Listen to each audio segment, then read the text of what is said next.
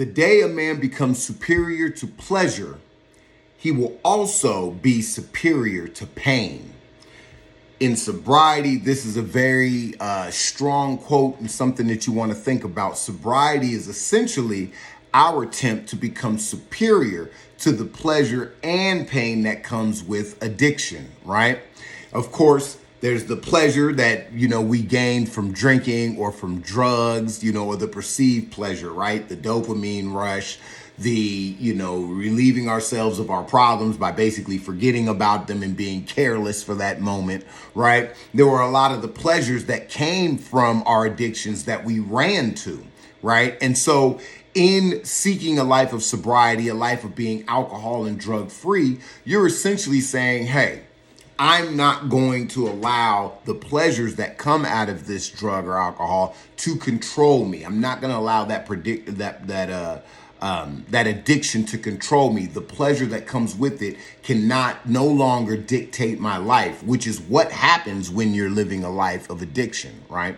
When you're not in sobriety, when you are, you become a slave to the alcohol, a slave to drugs, or a slave to food, sex, whatever it is you're addicted to. And so it's important for you to become superior over that. And in order to become superior over those the pleasures that come from that, you have to eliminate it, especially if you're in addiction. Now, you have some people that can moderate and do all that other stuff. I'm not talking to y'all. If you're not an addict, you don't need to go on and tune out.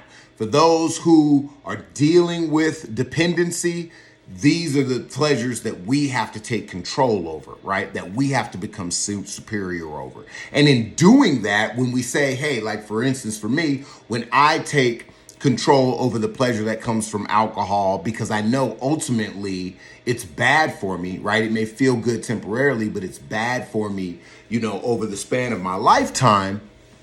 What I'm also doing is I'm beginning to master the pain that drove me to drink, right? Because I start to having in recovery, right? I start looking for new coping mechanisms so that'll help me avoid going to the bottle.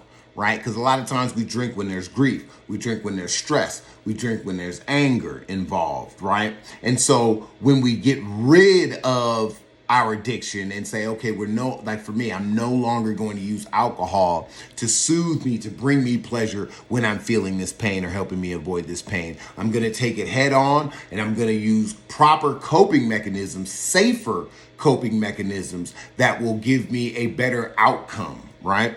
That will give me a stronger outcome that will not endanger my future. When you're over drinking in order to deal with a painful emotion or a painful situation, all you're doing is prolonging that pain or postponing it. So it's going to be there when you're done.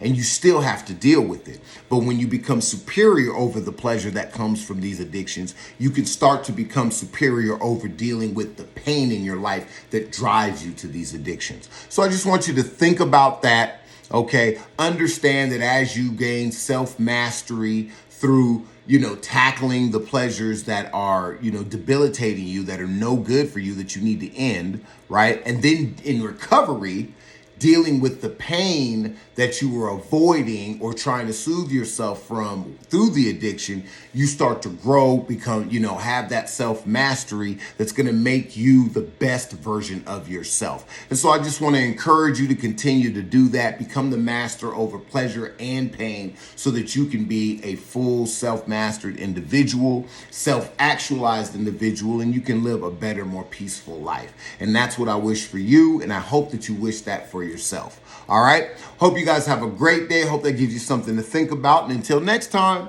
peace.